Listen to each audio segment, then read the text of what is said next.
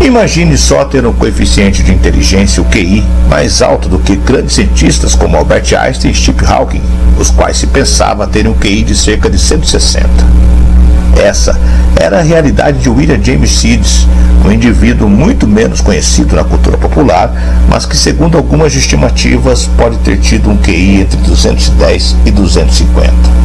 Os testes de QI tendem a ser uma forma controversa de se medir a inteligência, embora amplamente utilizados, apresentando uma pontuação média de 100.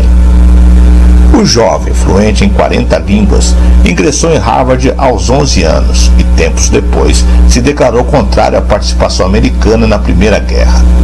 Sidis demonstrou habilidades excepcionais desde muito jovem, tendo aprendido a ler aos 18 meses e dominado várias línguas estrangeiras ainda na infância. Sua inteligência impressionante e sua capacidade de absorver conhecimentos rapidamente fizeram com que ele se destacasse em diversas áreas do conhecimento, tornando-se uma figura lendária no mundo da inteligência e da genialidade. Então, se Sidis era tão inteligente, por que muitas pessoas nunca ouviram falar dele? Para compreender isso, é preciso conhecer um pouco mais sobre a vida e os feitos de William James Sidis, o homem que desafiou os limites do intelecto humano. Eu sou o Sidney Góes e você está no Placebo. Vem comigo que no caminho eu te explico.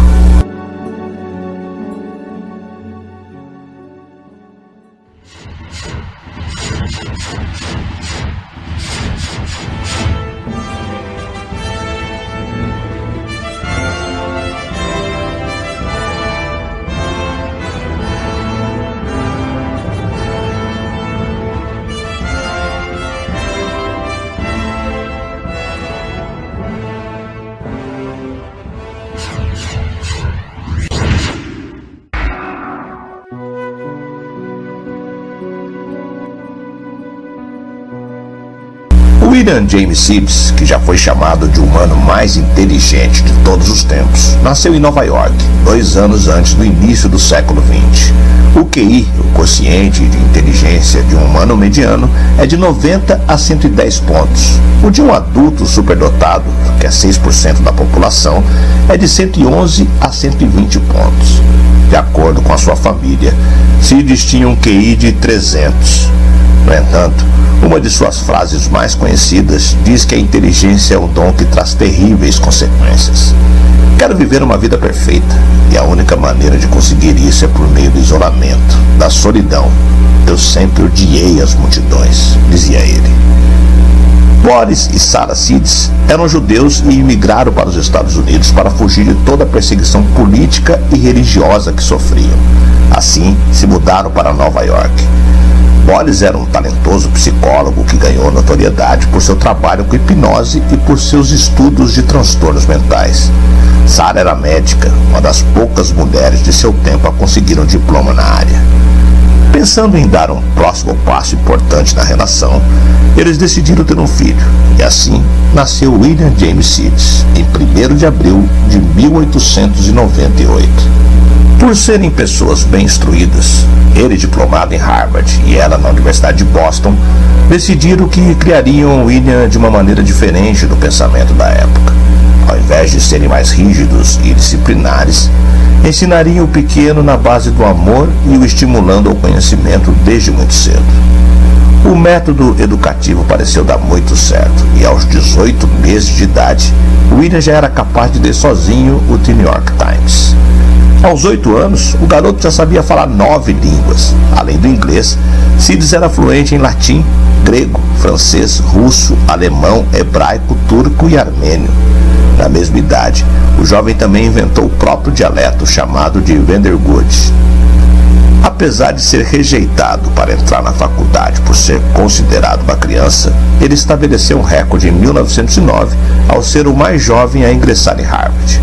William foi aceito aos 11 anos como parte de um projeto para introduzir crianças superdotadas. No ano seguinte, o garoto mostrou todo o seu domínio em matemática avançada e palestrou no Clube da Matemática de Harvard sobre os corpos quadrimensionais. Sua apresentação surpreendeu até mesmo Daniel Comstock, o professor do MIT, que previu que o jovem seria um grande líder científico. Aos 16 anos, em 1914, ele recebeu seu bacharelado pela instituição. Após a graduação, disse que queria viver uma vida perfeita, por isso, viveria em reclusão. Também na adolescência fez voto de castidade e disse que jamais se casaria.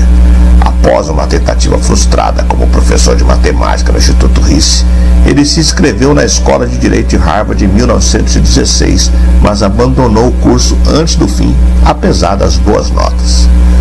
Sidis passou a vida adulta em um isolamento quase absoluto, em um pequeno apartamento em Boston, que somente abandonava para visitar seus pais ou ir às reuniões políticas, o único ambiente social do qual eventualmente participava. Foi precisamente em uma dessas reuniões que conheceu Martha Foley, ativista irlandesa que pouco se importava com a sua reputação de gênio superdotado. No entanto, a aura solitária de Sidis a atraiu e ela decidiu se aproximar para uma conversa. A tentativa não foi muito bem sucedida, mas mesmo assim, ambos estabeleceram um vínculo social. Os dois chegaram a ser presos juntos durante um protesto no Dia do Trabalho em 1919. Mas a ligação entre Sidis e Foley acabou após ambos terem se mudado para Nova York. Pouco depois, ela se casou com outro homem. Enquanto detido, foi sentenciado a 18 meses de prisão. Durante seu julgamento, se declarou um objetor de consciência à participação dos Estados Unidos na Primeira Guerra Mundial. Afirmou não acreditar em Deus e disse ser um socialista convicto. Toda sua trajetória parecia ter deixado marcas em sua vida. Se dizendo traumatizado com o passado, decidiu que abdicaria tudo que remetesse àquilo. Em seguida, Sidis ficou cada vez mais recluso, deixando de ver seu pai e de frequentar eventos políticos. Ele passou os últimos anos de vida trabalhando anonimamente como contador, trocando de emprego quando era reconhecido como ex-criança prodígio, variando em empregos que exigissem somente um trabalho braçal, nada que lhe forçasse a mente. Por isso, trabalhou operando máquinas e também foi chapeiro em uma lanchonete. Uma outra mania que tinha era de sempre vestir a mesma túnica no inverno e no verão. Sidis também não era muito adepto ao banho. William James Sidis morreu em 17 de julho de 1944 aos 46 anos em Boston, vítima de uma hemorragia cerebral, do mesmo modo que seu pai faleceu em 1923 aos 56 anos.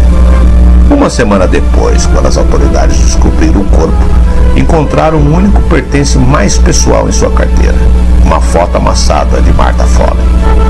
Sidis acabou deixando para trás uma infância infeliz marcada pelas expectativas ilusórias de seus pais e o mero desejo de ser uma pessoa comum. Atualmente, seu corpo está sepultado no cemitério do Sul, em Nova Hampshire, nos Estados Unidos.